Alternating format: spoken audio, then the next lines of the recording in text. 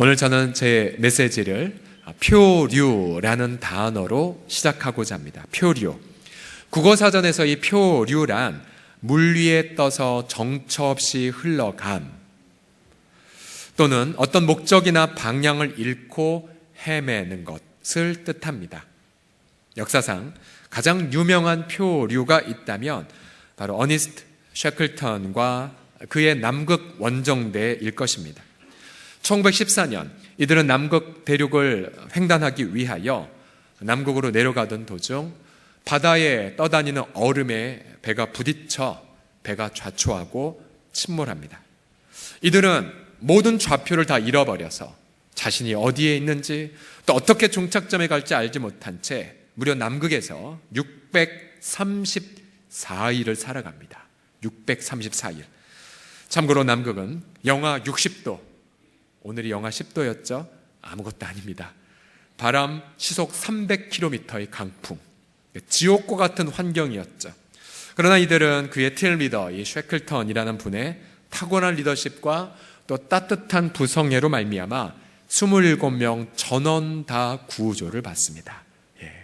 지도자가 모든 좌표를 잃어버린 이 팀에게 희망, 또 따뜻한 아버지의 마음이라는 좌표를 설정해왔기에 이들 모두가 행복한 그런 구원을 경험한 것이었죠. 안타깝게도 지금 작금의 우리 한국은 모든 영역에서 좌표를 잃어버린 채 표류하고 있습니다. 정치의 좌표는 바로 정직과 공의이죠. 그러나 그 좌표를 잃어버리자 나라 방향 전체가 지금 흔들리고 있습니다. 경제는 무엇보다 가진 자가 사회적 약자를 향한 사회적 책임이라는 좌표를 이루어야 되지만, 그러나 그 좌표를 잃어버리자 온갖 부정과 탐욕을 지금 우리는 보고 있죠. 외교도 좌표를 잃어버리자 강대국의 위협 속에 지금 굴종의 자세들만 취하고 있지 않습니까? 개인의 삶은 어떠하십니까? 혹시 믿었던 좌표가 상실돼 버려서 표류하고 있지는 않으십니까? 새해가 2주나 지났지만 이제 앞으로 내가 어떻게 미래를 헤쳐나가야 되는가, 그래서 고통하고 있지는 않으십니까? 오늘 이 본문의 이 제자들도요, 믿었던 좌표를 다 상실해 나아가고 있습니다. 우선 이들은 인생의 목표가 지금 잃어버려지는 것 같았어요. 왜냐하면 이들은 예수님을 통해 이 로마의 정치적 그리고 경제적 압제에서 해방받을 것을 기대했는데, 그러나 예수님은 자기는 죽으러 왔다고도 말하고 이제 곧 떠난다고 말도 하고 나 가는 곳 너희 못 온다라고 이런 알지 못하는 말만 하자 제자들은 마음에 지금 수심이 가득한 상황이었습니다. 더군다나 믿었던 제자, 또 회개를 맡았던 이 가룟 유다가 스승을 배반하기 위하여 식사 자리에서 문을 콱 열고 어두운 밤으로 사라져버렸고요. 베드로, 자신은 죽어도 스승을 지키겠다고 얘기했지만 예수님은 그를 가리켜 너 나 지킨다고? 너 다 굴기 전 3번 나를 부인할 거라고 말했죠. 자신의 열심도 부인당하는, 자신도 믿을 수 없는 상황에 이 공동체가 놓였습니다. 그래서 오늘 본문 1절에 보게 되면 제자들의 마음의 상태를 근심으로 묘사합니다. 근심이란 불안, 번민, 두려움, 좌절 등을 의미하죠. 그래서 이제 주님은 요한복음 14장에서부터 근심하는 제자들의 마음에 위로를 주시고 계십니다.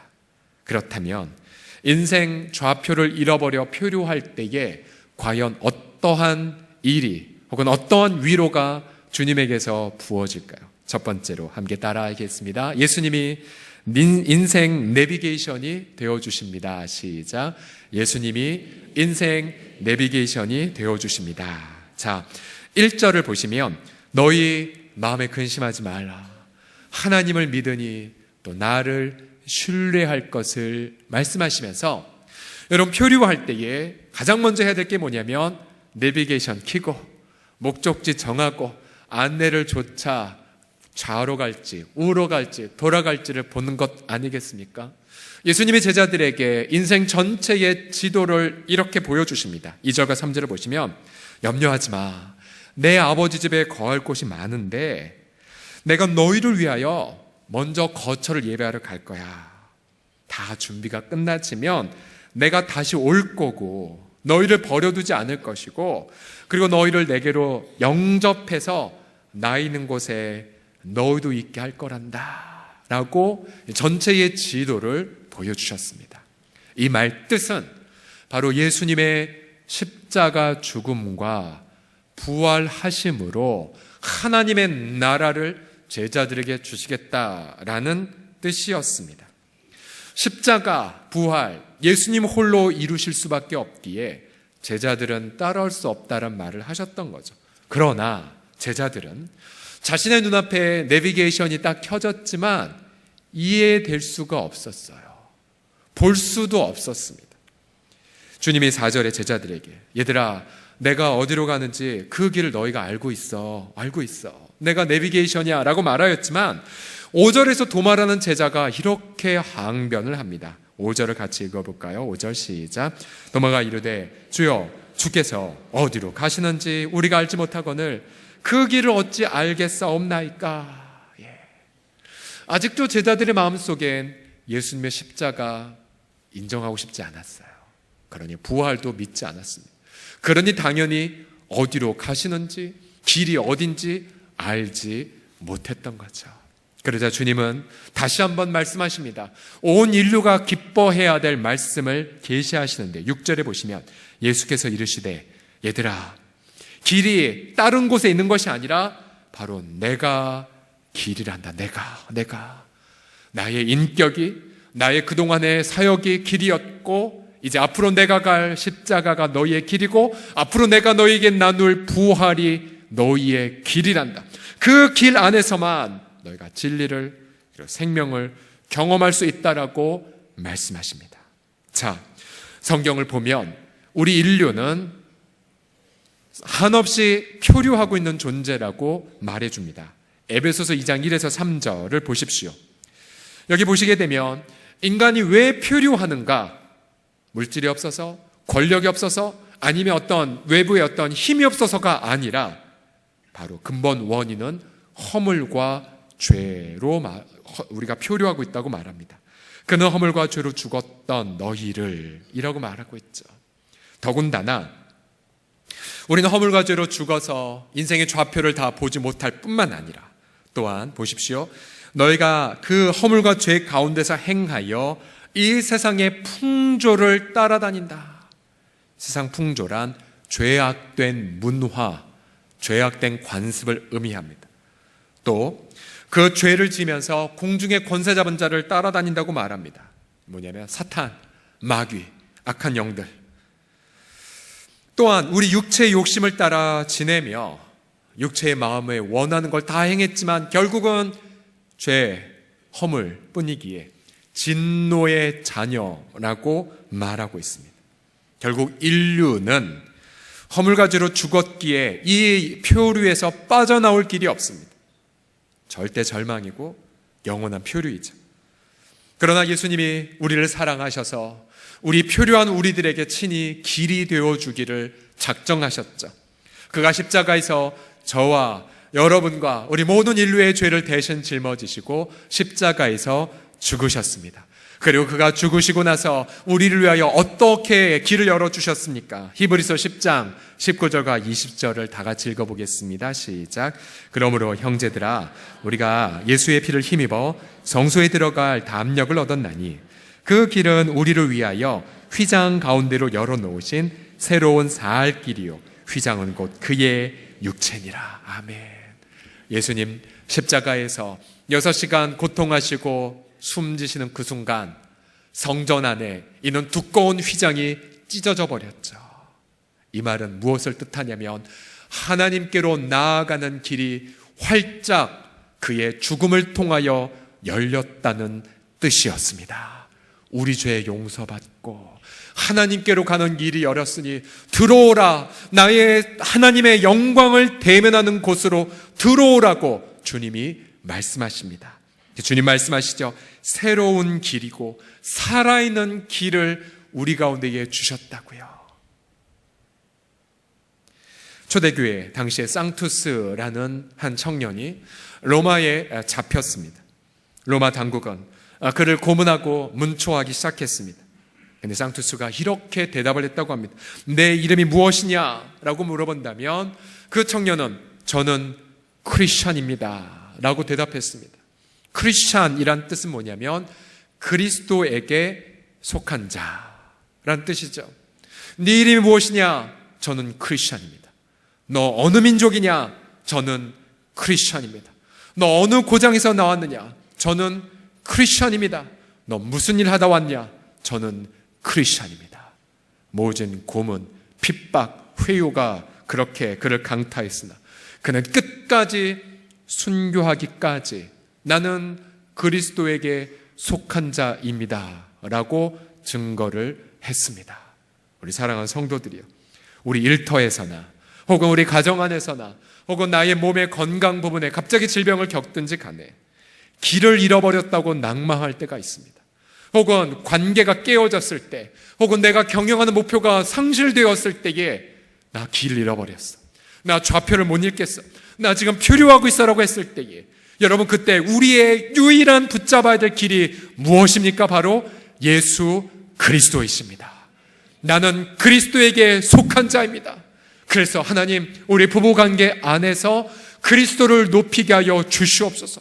또 나의 일터 가운데에 예수님만을 높이게 하여 주시옵소서. 나의 병약한 육체 속에서도 그리스도의 이름만 드러나게 하여 주시옵소서. 내가 곧 길이요 진리요 생명이니 예수님만 붙잡고 나아갈 때에 어느덧 그 표류의 한가운데에 동으로도 길이 없고 서로도 남으로도 북으로도 길이 없고 물질에도 길이 없고 돕는 사람에게도 길이 없다 할지라도 우리 사랑하는 성도들이여, 예수님이 친히 새롭고 살아있는 길을 우리에게 주셔서 주님의 길, 주님의 그 방법으로 우리 인생을 인도해 주실 줄을 믿습니다. 우리의 영원한 길, 우리의 영원한 내비게이션 되신 예수님께 감사의 박수로 영광 올려드립시다. 아멘. 두 번째로, 인생 좌표를 잃어버려 표류할 때에 어떠한 일이 일어나냐면 아버지 하나님이 인생의 목적지가 되어 주십니다. 우리의 종착점은 아버지 하나님입니다. 예수님이 7절에서 너희가 나를 알았더라면 내 아버지도 알았으리로다. 이제부터 너희가 그를 알았고 또 보았다란 말씀을 하십니다. 제자들은 그러나 이 말도 이해하지 못했어요. 왜요? 아직도 제자들은 십자가와 부활을 체험하지 못했기 때문이에요. 그래서 빌립이라는 자가 이렇게 질문합니다. 주님, 하나님 좀 보여주세요. 아버지를 보여주셔서가 하나님 좀 보여주세요. 그럼 죽어도 여한이 없겠습니다라고 부탁합니다. 그러자 예수님이 9절에서 온 인류가 그토록 원하는 질문에 대한 해답을 이렇게 주십니다. 9절을 다 같이 읽어보죠. 시작. 예수께서 이르시되 빌립아, 내가 이렇게 오래 너희와 함께 있으되 네가 나를 알지 못하느냐? 나를 본 자는 아버지를 보았거늘 어찌하여 아버지를 보이라 하느냐? 아멘. 자, 보세요. 예수님을 안 사람은 하나님 아버지를 안 것이고요, 또 예수님을 본 사람은 하나님을 본 자라고 말씀하십니다. 요한복음 1장 18절에 이 구절을 해석할 단서를 주시죠. 본래 하나님을 본 사람이 있다 없다? 없되 없으되 그러나 아버지 품속에 있는 독생하신 하나님이 나타내셨느니라. 여러분, 독생하신 하나님이 누구십니까? 예수님이세요. 예수님. 자, 그래서 우리는 예수 그리스도의 그 삶을 봄으로 하나님 아버지가 어떠한지를 알게 되었습니다. 가령 예수님이 제자들의 발을 닦으실 때에 우리는 하나님이 얼마나 우리들을 섬기시는지를 알았습니다. 예수님이 죄인들을 찾아가며 함께 복음을 증거하자 우리 하나님은 죄인들을 그처럼 사랑하시는 것을 우리는 깨닫게 되었죠. 예수님이 우리 죄를 위하여 십자가에 죽으시자 하나님이 우리들을 얼마나 사랑하셔서 자기의 독생 성자를 주시기까지 했다는 것을 알았습니다. 예수님이 죽은 자 가운데서 부활하시자 하나님의 능력이 얼마나 위대하신지도 경험하게 되었죠. 여러분, 예수 그리스도를 믿으신다면 저와 여러분 모두 다 하나님의 얼굴을 지금 대면하고 있는 것입니다. 우리의 육신의 눈이 대면하고 있는 것이 아니라 예수님을 믿는 그 믿음 안에서 저와 여러분도 하나님 아버지를 지금 이 순간 보고 있고 하나님 아버지를 체험하고 있고 우리 하나님 아버지를 경험하고 있음을 믿으시기 바랍니다. 그래서 예수님이 말씀하셨죠. 너는 본고로 믿느냐? 도마에게 말씀하셨잖아요. 그러나 보지 않고 믿는 자들은 어떻다고요? 복이 있도다. 옆 사람 뭐 말하겠습니다. 당신은 보지 않고 믿는 자입니다. 시작. 당신은 보지 않고 믿는 자입니다. 아멘, 아멘. 너무 놀랍죠. 너무 놀라워요. 그래서 그 예수님은 우리를 하나님 아버지의 품으로 지금 인도하고 계세요. 하나님 아버지와 영원한 교제 속으로 우리들을 이끌고자 하십니다. 그래서 우리의 인생의 종착점이 어딥니까? 함께 따라하시겠습니다. 아버지 하나님. 시작. 하나님 아버지가 우리의 종착점이에요. 그래서 우리 인생의 좌표를 잃어버리고 방황할 때에 그때 아무리 방황이 크다 할지라도 난 돌아갈 고향이 있어. 내 아버지 하나님의 품. 내 아버지 하나님의 품. 그러한 확신이 우리 속에 있다면 힘들어도 인내하게 되겠죠. 그런 분명한 확신이 있다면 우리 힘들어도 더 사랑할 수 있고 힘들어도 더 기도할 수 있습니다. 저는 이러한 견고한 확신이 저와 여러분의 삶 속에 아무리 인생의 가정과 일터에 폭풍우가 몰아친다 할지라도 더욱 분명한 확신을 가지시기를 예수님의 이름으로 축복합니다. 우리가 하나님 아버지 됨을 더 알기 위해 그럼 아버지의 마음이 어떠한지도 더 알아야 돼요. 아버지의 마음. 왜냐하면 우리 민족은 인류 많은 어떤 질곡의 역사를 겪었기에 아버지 하면 무서운 아버지, 말 한마디 집에서도 안 하는 아버지, 나 사랑하는 것 같은데 표현 안 하는 아버지, 그런 이미지만 떠오르거든요. 자, 그런데 지난 수요일 날 노엄 웨이크필드 목사님 오셔서 가족 세미나를 하셨거든요. 너무너무 좋았어요. 너무너무. 여러분 아시다시피 그분은 이제 자녀가 넷이고 손자, 손주들 다 포함하면 저렇게 식구가 많죠. 대식구들이 모여 사는데 한 명 한 명을 정말 아버지의 마음으로 축복하며 양육을 했습니다. 이번 세미나 때 정말 실제적인 간증들을 많이 해주셨어요. 저도 아버지 입장에서 새 아이 아빠 입장에서 막 찔리고 막 부끄럽고 어디 도망가고 싶고 다시 결심하고 막 그런 마음으로 시간을 보냈어요. 자, 이분이 자녀들이 12살이 되었을 때 자녀들 하나씩 부르며 이제 이렇게 아이들을 축복했대요. 넌 나의 아들이란다. 넌 나의 딸이란다. 소속감을 얘기해 줬고 또 난 너를 사랑한단다. 난 너를 축복한단다. 계속 아이들을 이제 인치는 작업을 했었대요. 또 이런 고백, 너무 감동이었어요. 아들아, 딸아, 난 부자는 아니지만 그러나 하나님이 가치 있게 여기는 것들을 많이 갖고 있기에 난 부자란다. 난 이 축복을 너에게 물려줄 거란다. 얼마나 아름답습니까? 또 너에게 성경을 어떻게 이제 해석하는지 가르쳐 줄게. 어떻게 영적인 하나님의 뜻을 분별할 수 있는지 가르쳐 줄게. 또 이 일을 어떻게 성실하게 하고 어떻게 효율적으로 하는지 가르쳐 줄게. 돈 관리하는 방법, 또 집 고치는 거, 자동차 관리하는 거 내가 가르쳐 줄게. 또 이성 친구를 어떻게 교제할지, 또 어떻게 여성들을 사랑할지도 가르쳐 줄게. 그렇게 자녀들을 축복하며 양육을 했대요. 또 아이들에게 아마 기회가 되면 우리 아이들에게 이걸 다 청년들에게도 한번 강의하고 싶은데요. 일찍부터 배우자를 위한 일기를 썼대요. 배우자를 위한 일기. 그래서 그 일기를 쓰다 보면 자매들에게, 이성에게 그 육체를 순결하게 존중을 하게 됐고, 그래서 모든 자녀들 결혼 전까지 성적 순결을 지키도록 했답니다. 또 결혼 정령이가 된 자녀들과 함께 정기적으로 금식 기도하면서 하나님께서 배우자를 연결하도록 사람이 아니라 하나님이 연결해 주시도록. 그래서 아주 극적으로 그렇게 연결된 케이스들도 간증을 해 주셨어요. 마침내 그의 큰아들이 이제 결혼식을 할 때에 보통 아들과 아버지가 따로 입장하지 않습니까? 근데 그 결혼식 날 이 아들이 자신에게 이렇게 부탁을 했대요. 아빠, 아버지, 결혼식 입장할 때 제 옆에서 함께 입장해 주실래요? 아버지가 저한테 늘 평생 그렇게 해주신 것처럼요. 그래서 이 아버지가 그 아들의 말을 듣고 그동안 아버지의 마음으로 이 아들을 축복한 것이 헛되지 않았구나, 한없는 위로를 받았다고 간증하셨어요.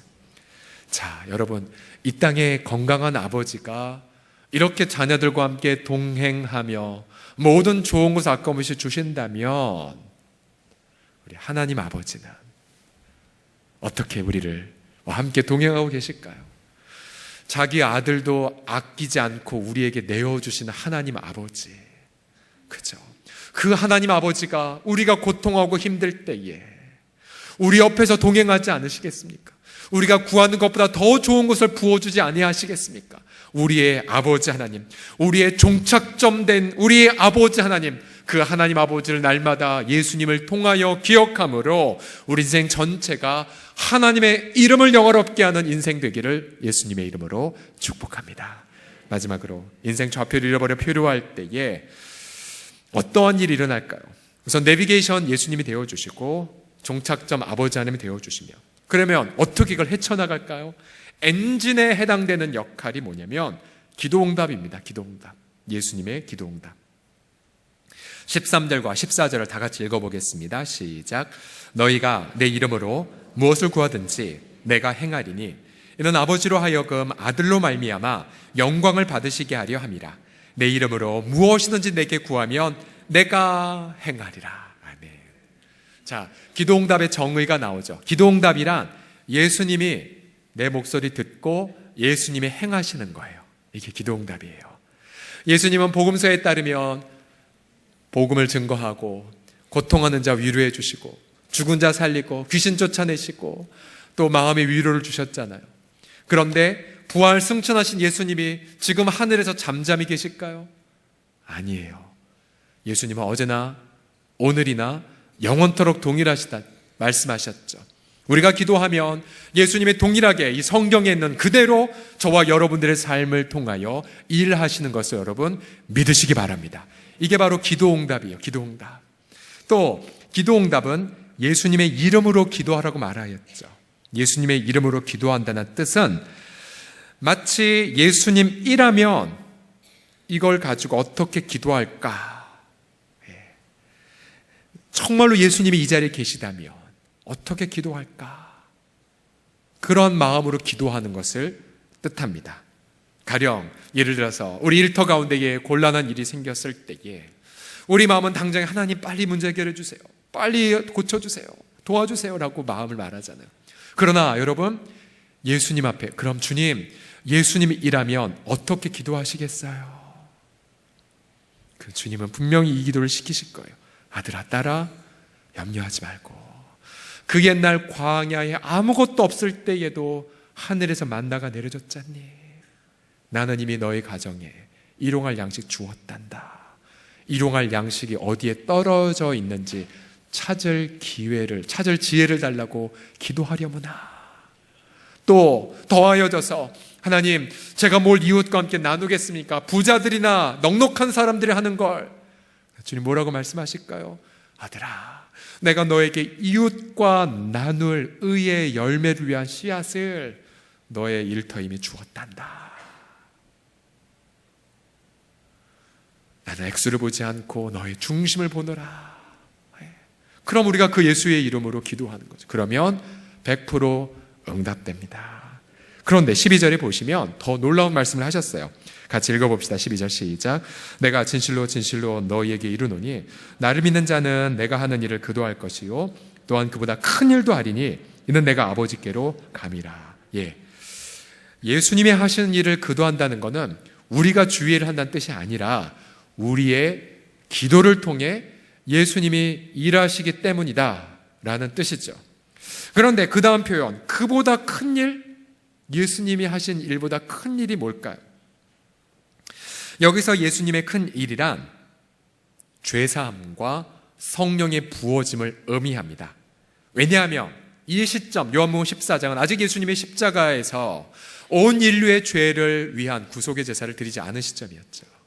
또 아직 주님이 부활하지 않으셨기 때문에 성령을 우리에게 부어주기 전이었습니다. 두 가지. 그래서 예수님의 이 십자가와 부활을 이루시자 요한복음 20장 12절 13절 보면 이 두 가지가 더 더해집니다. 이 말씀을 하시고 그들을 향하여 숨을 내쉬며 이르시되 성령을 받으라. 너희가 누구의 죄든지 사하면 사하여질 것이요 누구의 죄든지 그대로 두면 그대로 있으리라. 사도행전에 예수 그리스도의 부활과 예수 그리스도의 승천을 목도한 제자들, 성령을 받은 제자들 담대하게 그리스도를 전했죠. 그러자 제자들을 통하여 죄사함의 역사가 예수 이름으로 일어나게 되었고 복음을 증거하는 현장들마다 성령이 부어지게 되었습니다. 예수님이 하셨던 말씀, 이보다 더 큰 일, 즉 죄사함과 성령의 부어짐이 사도행전을 통하여 온 로마 제국을 강타했던 것이죠. 그래서 지금 이 시간에도 동일하게 이러한 예수 그리스도의 기도의 능력을 신뢰하는 자를 통하여서 여러분 가정이 변화가 될 것입니다. 일터가 변혁될 것입니다. 이 민족도 성령을 받아 온전히 새로워지게 될 것입니다. 여러분 민족이요, 지도자 바뀐다고 아니면 경제가 바뀐다고 민족이 바뀔까요? 민족이 바뀌지 않습니다. 왜냐하면 우리의 죄성, 허물과죄로 죽은 이 영원한 이 좌표의 잃어버림은 오직 유일한 예수 그리스도 바로 복음의 권세를 통해서만 회복될 수 있기 때문입니다. 그럼 많은 분들이 이런 말을 하시죠. 지금 이 한국의 상황이 마치 구한말의 상황과 동일하다고. 여러분 구한말 1885년도에 정말 우리 민족 정치, 경제, 또 삶의 영역 소망이 없었습니다. 그 당시에 1885년부터 최초의 선교사들이 우리 한국을 방문했죠. 예를 들어 26살에 싱글로 왔던 우리 언더우드 선교사를 보십시오. 제물포항으로 1885년 부활절날 도착을 했습니다. 한국명 원두우. 그는 우리 땅에 와서 복음을 증거하고 또 학교도 전하고 학교도 세우고 또 병원을 설립하는 데 기여를 했죠. 스웨덴 민족들 보고 회개와 성결의 삶을 증거했습니다. 그리고 저 청년은 우리 한국 땅에서 이 청년보다 연상인 자매 선교사를 만나 또 결혼도 합니다. 결혼도 해요.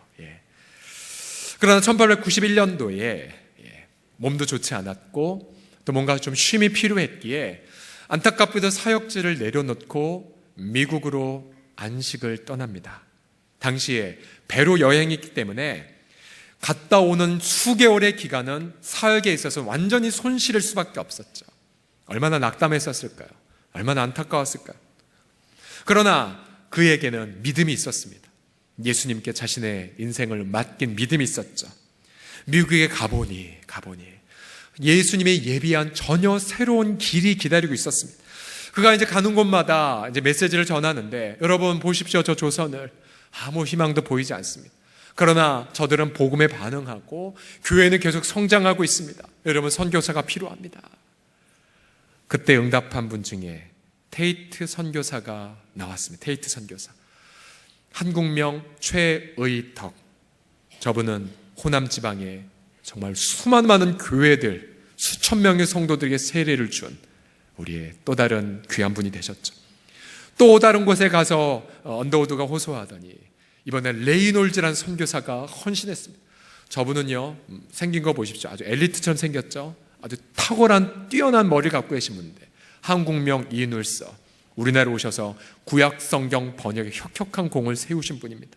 또 다른 곳에 갔더니 존슨 선교사, 또 전킨 선교사. 여러분 전킨 선교사는 한국명 전위렴이십니다.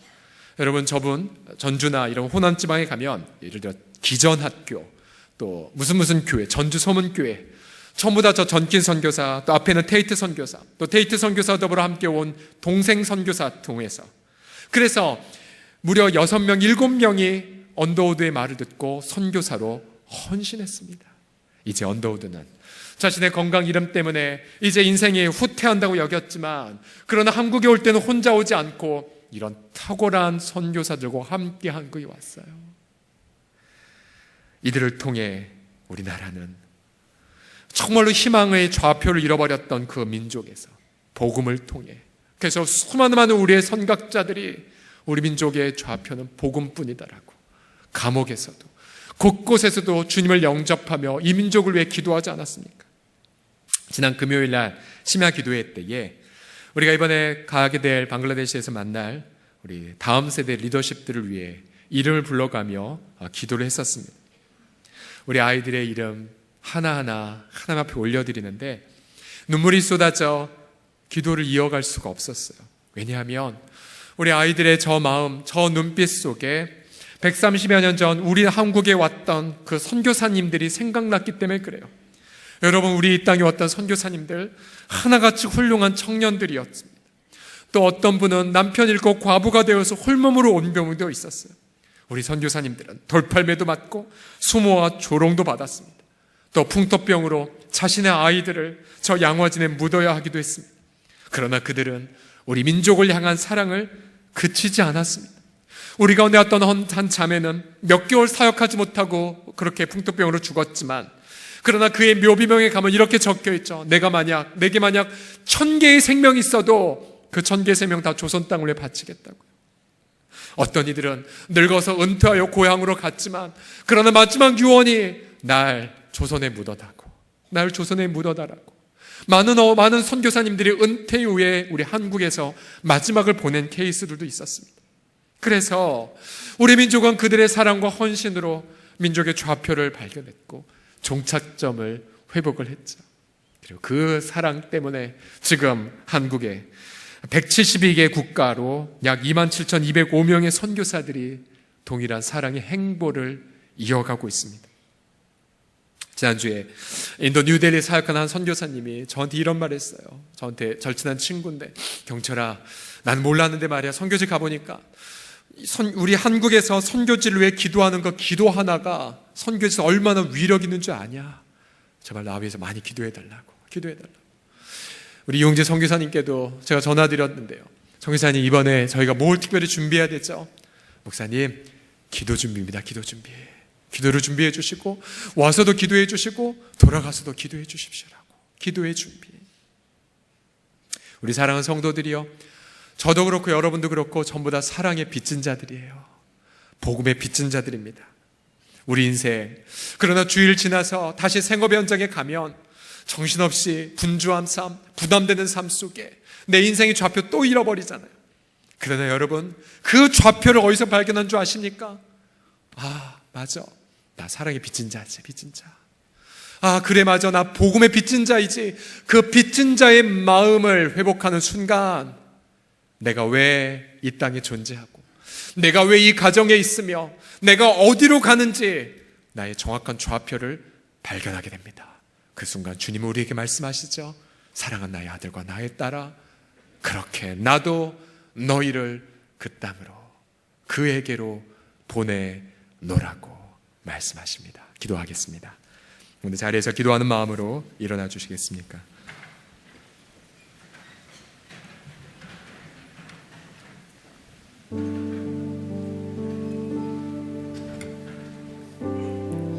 만약 130여 년 전에 우리 그 탁월한 청년들이 오지 않았다면, 130여 년 전에 우리 선교사님들이 자신의 아내를 만주 땅에 묻고 자신의 자녀들을 이 낯모르는 더러운 거리가 가득한 조선 땅에 묻지 않는다면 우리가 여기 존재나 하고 있었을까요? 정말로 그들을 파송하는 교회에서 단 $1, 단 1시간의 기도 헌신 속에 선교사님 드릴 건 없지만 나의 작은 거 드릴게요, 그렇게 파송하는 기도의 성도들이 없었다면 우리는 어떻게 되었을까요? 사랑의 빚진 자, 복음의 빚진 자, 우리 중에 적지 않은 성도들도 자신의 인생의 후반전을 선교사로 헌신하신 분들 계십니다. 또 전부는 아니더라도 인생의 한 1년이나 3년 선교지의 선교사님과 더불어 내가 하는 건 없어도 함께 기도하고 함께 예배하고 선교사님 밥이나 해주겠다고 그런 분들도 계시고요. 청년들도 자신의 인생 바친 분들이 있으십니다. 또 해외로 가지 않는다 할지라도 하나님 듣고 보니 나는 나의 남편을 향한 선교사네요. 또 나의 자녀들을 향한 선교사네요. 또 난 나의 일터를 향한 선교사네요. 깨달음이 오실 겁니다. 우리 같이 시간 결단의 기도 다 같이 드릴까요? 그리고 내가 올해 1년 동안 어떻게 기도로 작정할지, 어떻게 물질로 함께 동역할지 함께 이 시간 결단과 기도를 드리겠습니다. 기도하겠습니다. 살아계신 아버지 하나님, 너무 감사드려요. 우리 가운데에 하나님이 우리를 이렇게 사랑하셔서 자원도 없고 힘도 없는 이 민족을 사랑하셔서 아버지 복음을 알게 하셨고, 주님이 그 복음을 수많은 많은 선교사님들의 기도와 또 희생을 통해 우리 가운데에 보내어 주신 것 감사드립니다. 만약 복음이 없었다면 우리는 아버지 인생 가운데에 절망하며 좌절했을 것입니다. 주님, 만약 당신의 복음이 없었다면 우리 인생은 허망함에 미쳐 아버지 벌써 좌절했을 것입니다. 그러나 주님, 우리를 이렇게 사랑하셔서 당신의 독생성자를 내어주셨고, 아버지 하나님이여 날마다 성령으로 말미암아 우리 가운데 이런 은혜들을 만끽하게 여겨주심을 감사드립니다. 하나님 아버지, 우리의 모든 아버지 사역 성령 하나님 앞에 맡겨드리면서 우리의 빚진 자된 이 마음을 날마다 품음으로 우리의 인생 방황하고 아버지 고통할 때마다 내 인생을 향한 선교적 사명을 품고 나아가게 하여 주셔서 가정의 선교사로, 일터의 선교사로, 이 지역의 선교사로, 또 민족의 선교사로, 또 우리 모든 영역의 선교사들로 살아가는 그런 귀한 아름다운 빛이 되게 하여 주시옵소서. 주님, 올해 2017년도의 모든 선교사역을 우리 하나님 앞에 맡겨드립니다. 안디옥 교회처럼 주님, 계속해서 하나님의 예비하신 자들을 구별하여 아버지 파송하게 하여 주시고, 계속해서 우리 전 공동체가 계속해서 선교사들을 파송하는 열방을 제자 삼는 공동체가 되어지도록 함께하여 주시고, 저 북한에 무너진 재단들이 속히 수축되는 날이 오도록 함께하여 주시옵시고, 더욱더 깨어 중보함을 통하여 아버지 하나님이 온 열방이 주 앞에 돌아오는 그날까지 기도를 쉬는 죄를 결단코 범하지 말게 하여 주시옵소서.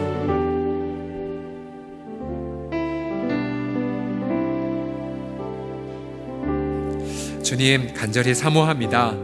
인생의 여러 고난 피할 수 없을지 모르지만, 그러나 하나님, 이왕 우리가 선택한다면 이 땅에 왔던 우리 선교사님들처럼 그리스도의 고난을 선택하기를 원합니다. 이웃을 사랑하는 수고를 감당하기를 원합니다.